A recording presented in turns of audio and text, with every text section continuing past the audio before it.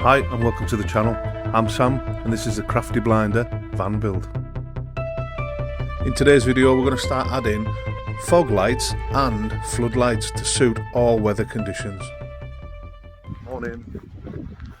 Time to start work. It's a bit early, but look, we've got blue skies. We've even got vapor trails. It's still a bit windy. We've done quite well. We haven't had too much damage. We lost. Don't know if you can hear me. We lost a bit of fencing. That's about it. We survived. Trees are still standing, but yeah, looks like today's gonna be day. So we're gonna carry on with the spotlights on the front of the van. Like I said, we got it to that stage last week. Haven't had really much time to do anything on it this week, so I've just left it. The only thing I did this week was I got a little Union Jack sticker. I don't know if I like it yet, but I wanted to fly the flag. But we'll see. We'll see if it stays. Let me know what you think. Should it stay? Should it go? It's not really in keeping with the rest of the van, but I like it. Well, I like the look of it. I don't know if I like it where it is. But yeah, today we're going to sort these fog lamps out. I've found a way around. Can you remember? I don't know if I've spoke to you already, but basically if I put them in, they're going to be shining in the hedgerows. So I've come up with an idea to put two in the same place and stagger them. One there.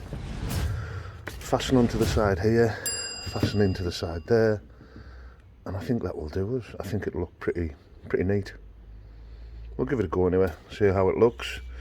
If I mess up, I'll have to buy a blank.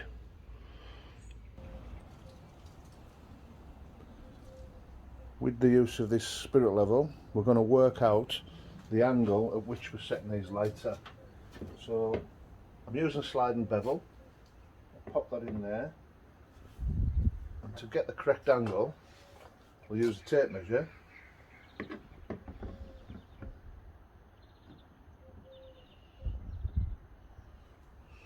We'll get it roughly where we need it to be.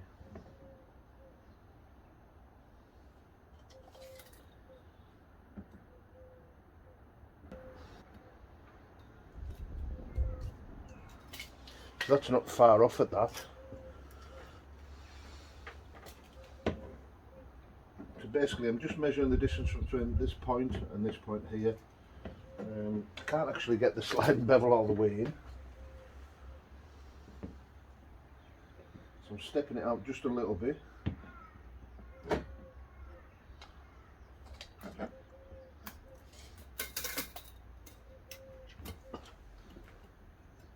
then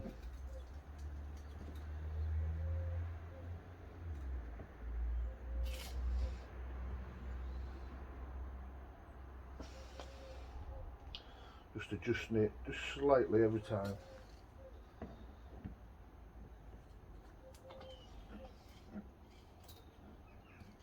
Until we get it where it needs to be.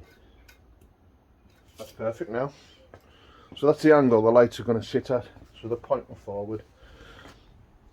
Okay, so with the sliding bevel, what I've done is, using the angle that we got from the front of the van, I've put a mark.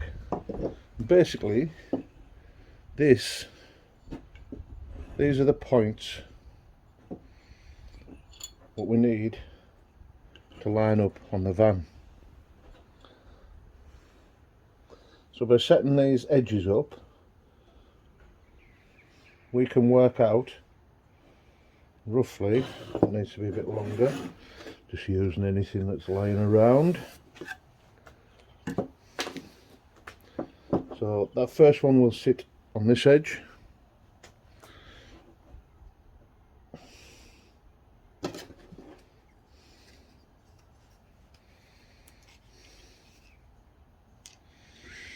What we'll do is, because we know where that is now, we'll line that up with the centre. So the bolt holes will need to line up and that there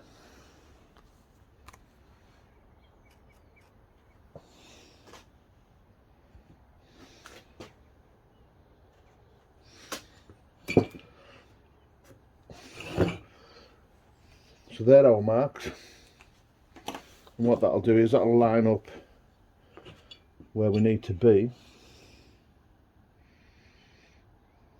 to fit in that gap. So the plan is to have a piece of metal between here and here. What we'll do is we'll mock it up and then we'll offer it up and we'll see how it looks. So to mock it up, I bought these, and these are motherboard spacers. Always make sure you open it up the right way. I just about opened it up the wrong way then. So these screw together. Oh my god, put the fingers there. They just screw together and you can build little towers out of them. So I would say we need one more that size.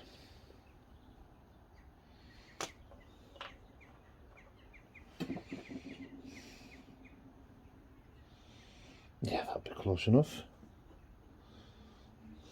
And actually we need a full size one.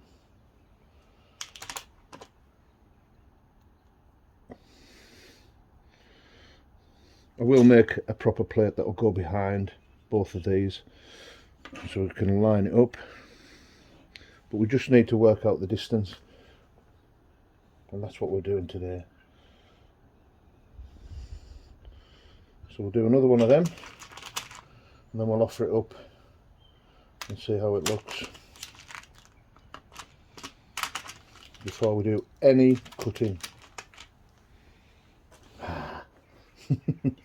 This is all just to help us get the right size gap. You know, we can alter this to suit if it doesn't work out, but I was just trying to think of an easy way of doing it.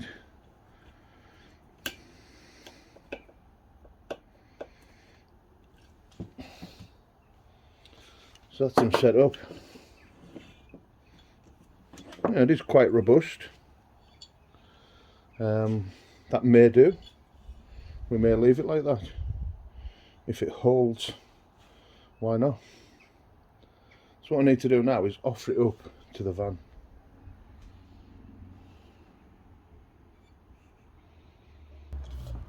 So we hold that there. The gap between there and there is 80. The gap between there and there is around about 80.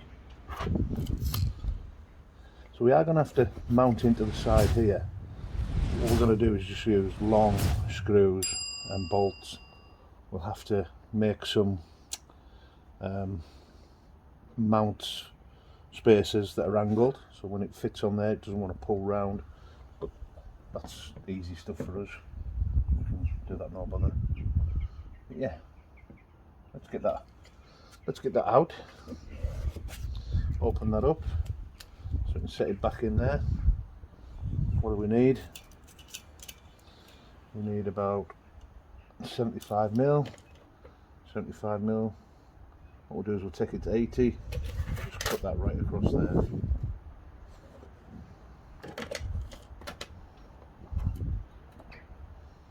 Yeah, we'll cut it at that mark, straight across, straight up, we'll have all that out. So first things first, we've swapped the cables around so they're both on the top. Now it's just a matter of offering it up and see how it looks. Oh, looks very military, doesn't it? So we need to take, I would say, a few centimetres out of here, just a centimetre maybe. What we'll do is we'll square that off, so we'll line these holes up with this part here.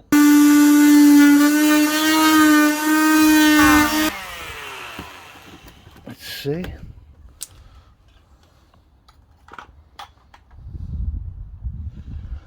point of no return again.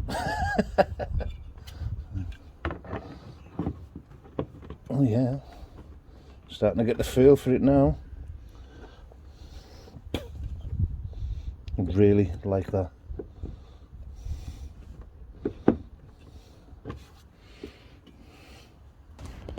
Now we know we've got the right distance and gap between each light fitting, we're going to change it out and we're going to put something a bit bigger in. So obviously this is off a ball hitch. It's a spacer, and we're just going to adapt this. I'm using this because it's solid, it's aluminium, it's lightweight, and it'll do just exactly what we want. So we're going to transfer this marking here and the holes onto here, and we'll drill and bolt up on the inside if we can. If not, we'll tap them. So I picked these up from Halfords. They're £8 each, and this is what you get, just a lump of aluminium, but it's going to be ideal for what we want. Okay, that's it marked up. So I'm now going to cut these ends off, and when we're finished, these marks here are where we're going to drill in for the ends, and that's where these will connect. So we'll drill in, we'll re-tap them so they'll take an M6 hex head bolt, dome head bolt. They're actually designed to fit right in there, and they look tidy. And there you have it. Cut the ends off. We've tapped both ends and give it a rough up, ready for painting. I'm going to paint it satin black so it blends in. I think that's going to look a lot more substantial and be a lot stronger when we get it all bolted up. Right, let's get on and get it painted.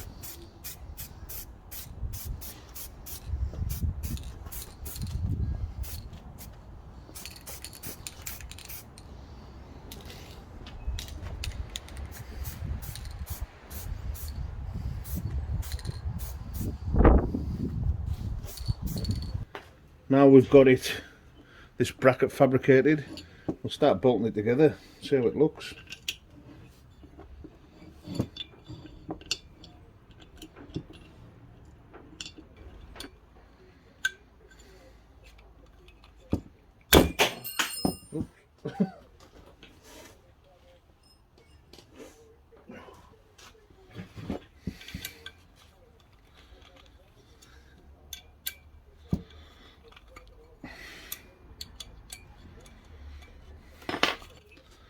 How does that look?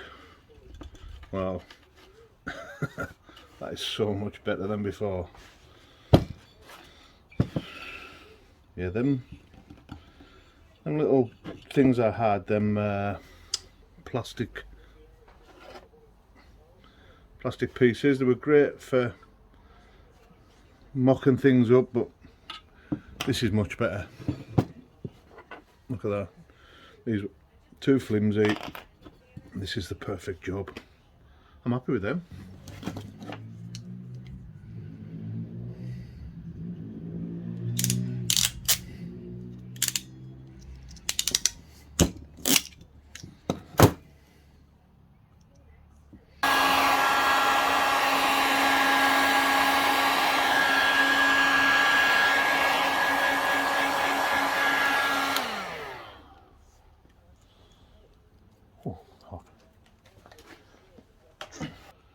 That looks really good.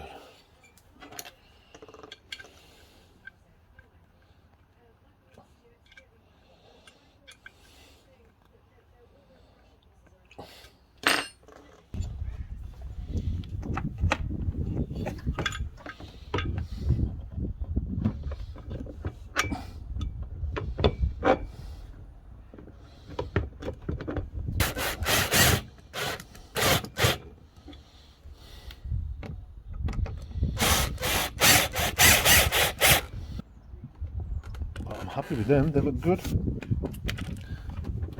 and I don't think I need to do anything more with that. Solid. Ooh, that's hot.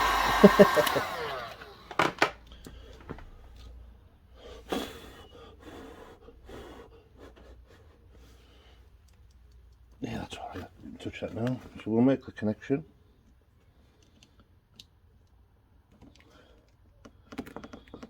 So these are kind of waterproof connections anyway, designed for the job, but just to bim brace it, I like to put some heat shrink over the top.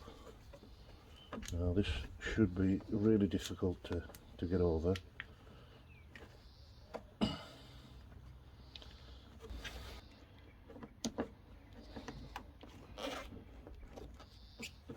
It's rolled over a little bit, so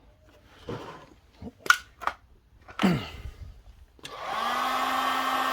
you go.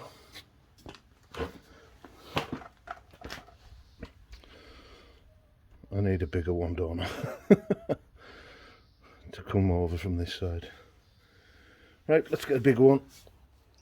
I'm really happy with how these fog lights have turned out, and to complement them I've added some amber floodlights.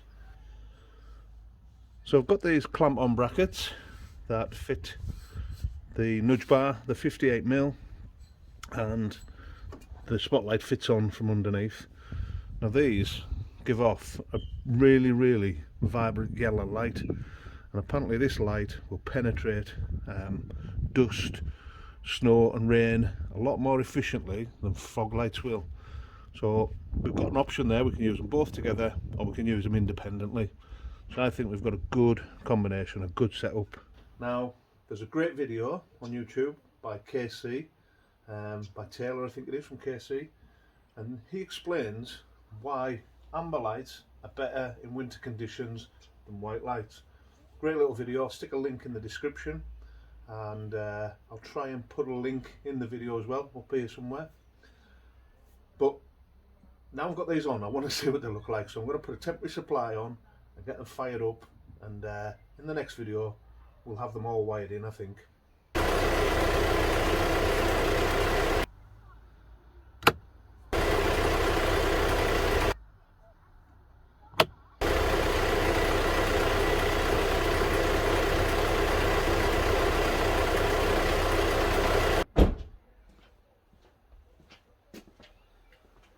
So that's it. Again, we're at the end of another video. Thanks for watching. In the next video we're going to be fixing the fuse board, wiring that in. We may add some perimeter lighting and maybe a few more spotlights. Thanks for watching, and we'll see you next time. Thank you for your continued support. If you like what we're doing, consider subscribing, liking and sharing with your friends. Also, you can follow us on Facebook and Instagram. Thanks for watching, and until next time, take care.